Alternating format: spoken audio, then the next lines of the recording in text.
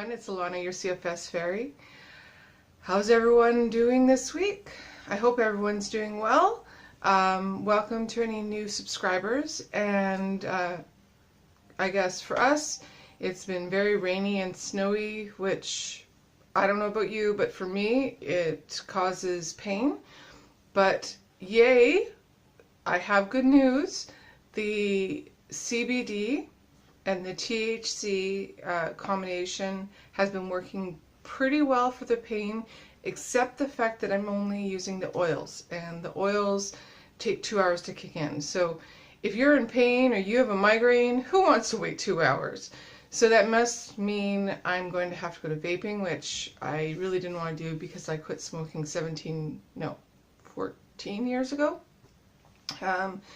But, you know, I have to do what I have to do to help with the pain, and I really hate the taste. I really don't like the high feeling, and I have no opinion about anyone who does like the high feeling. I just don't like that feeling of being out of control because I'm a bit of a control freak. So, yeah. I'll keep you guys updated how things are going, but so far so good. I'm going to need to do a few tweaks, but I'm pretty happy with how things have been going. I've been able to do the Costco shopping. Yesterday I broke down all the cardboard, husband's job, who hasn't done it, and took it all to the dump. I've been able to take the dog to the dog park, so that's all good. So anyways, I'll keep you guys updated, but that's how it's going so far. What I wanted to talk to you about this week is parenting with chronic fatigue. Now, if this is not for you, turn the video, go to the next one, go check out some of my other videos, subscribe and like before you go. But for those of you out there who have kids, this is a really, and I'm not saying chronic fatigue on its own, and I'm not a parenting expert. All I know is from my experience, and as my children have gotten older, my illness has gotten worse. You might have found the same thing. I am a mom of 3. I currently have a 13-year-old, an 11-year-old, and an 8-year-old. And they are all, I have to say, in the grand scheme of things, they're pretty good kids. But in the last year, which has been my roughest year to date, we have had a lot of changes, and changes in what they need to be doing. So each one of them has a series of household chores that they need to get done each week, and I pay them, and that is their allowance. We just a brief discussion on that. We pay the kids for their chores, but they also have to split it into 3. The first $2 goes to their expenses. Now for 2 of them, that's Cubs and Pathfinders, and for the third one, it's for all the grade 5 wrap-up stuff. The remainder of whatever they have made for that week gets split 50-50 between spendings and savings. So there's a bit of an incentive. But also it saved me from having the cleaning lady come, which I've done in years past in busy seasons. My husband has a busy season that can last from 3 months to 6 months. And even in my best years, I was losing it by the end of the busy season. And I can't even imagine what I'm going to be like in April. You might just not see me for a while. I might have to check myself into the hospital, but let's hope not. So now the kids do majority of the household chores, and because I have to spend so much of my energy doing tidying, and I have 3 kids who are also gifted. So now I'm not saying that to brag because it's not always the best thing. Gifted kids, so the kids who sort of think outside the box. That's what my description of gifted would be. The kids who don't usually, if they're extremely gifted, they don't tend to work within the system. and the school system especially, and they have ideas that are so You know, they're going to be the people who invent things, but along with that giftedness usually comes some amount of mental illness. So two of my children have anxiety, and one of my kids has anxiety, depression combo, and some sound sensitivity. So that is, I think that's a concern with a lot of us who have children, is will my children get this? And I know that I saw symptoms of chronic fatigue when I was 10. Now my son is 11, and I'm seeing a lot of the same symptoms that eventually turned into chronic fatigue. So yes, I'm very fearful that he will eventually have what I have. The other two, it's anxiety. And so, you know, just imagine how you feel when you're so exhausted and you're in pain and you feel sick to your stomach, and then you have basically your boss or your child or somebody who relies on you, you know, running into your space saying, I need this right now, I need this right now. That can be even more draining on your system. So the more stress you have with chronic fatigue, the less energy that you tend to have.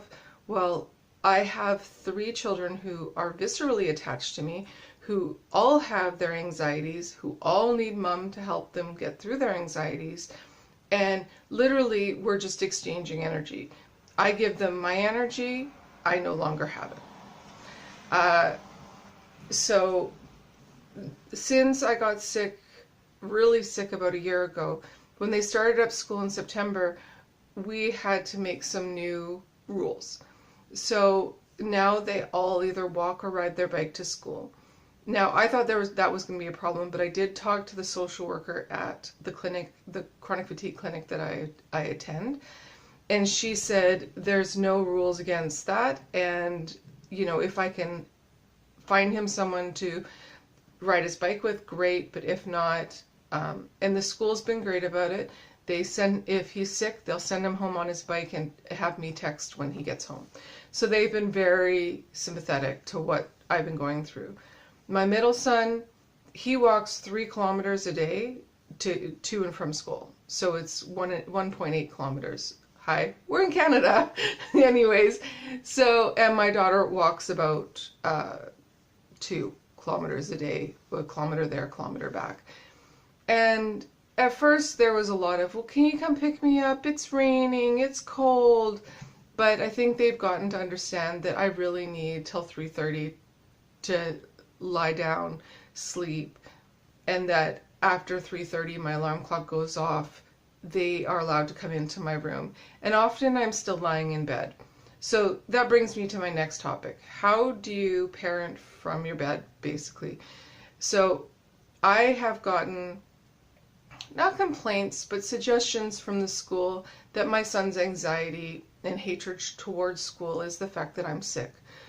Well, sorry. That isn't completely true. He hated school from kindergarten on.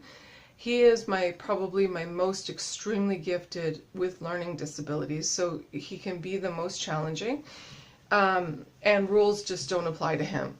And although he's a very interesting child, that is a lot of stress on me. So the school has suggested that the reason he hates school is because I'm sick.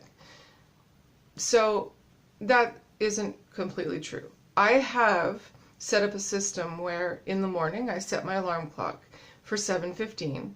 Now, even on my worst mornings, I lie in bed and my son comes to me and I say, okay, have you gotten dressed? With socks? No. Okay, go get your socks on, come back to me. Okay, have you packed your lunch? No? Okay, go pack your lunch, come back to me. And we do this for each item he needs to get to school. And by 8:40, he's on his bike. I go down to the garage, I let him out, and we have this little poem that we say, I love you forever, I like you for always, as long as I'm living, my mummy you'll be. And we go back and forth with that, and I say, you're amazing. He says, you're amazing. I say, I love you, have a great day, you too. And he goes off on his bike, and then I go back to bed. Or if I'm having a good day, I'll eat my breakfast, walk the dog, and then go back to bed. So then I schedule my days so that I have one activity in the morning, I rest in the afternoon, and most of the time I sleep. At 3:30 my alarm clock goes off, and they're allowed into my room. So they come into my room, they crawl into my bed, they tell me about their day. Now, correct me if I'm wrong, but how many kids in this day and age get to spend that much quality time with their parents? So I don't really truly believe what the school is saying, because my kids are getting what they need in an untraditional way. My kids don't go to daycare, and I have no problem with kids who do go to daycare, but I am home with my children before and after school. I make their meals, I make sure that they're in activities. They're not sitting in front of the TV, doing crack cocaine. They have a decent life with a few adjustments because I'm sick. So I really didn't appreciate that, but I know that it's been a discussion in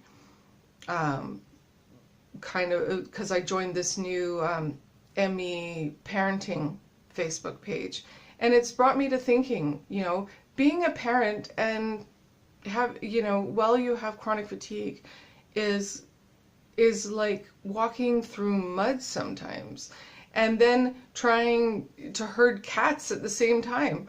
So anyways, I totally understand, and there's support out there. Find yourself I think it's the #ME, pregnancy and parenting, and on Facebook there's some very supportive people there, and they all understand what you're going through. And you are a good parent. You're just parenting with adjustments.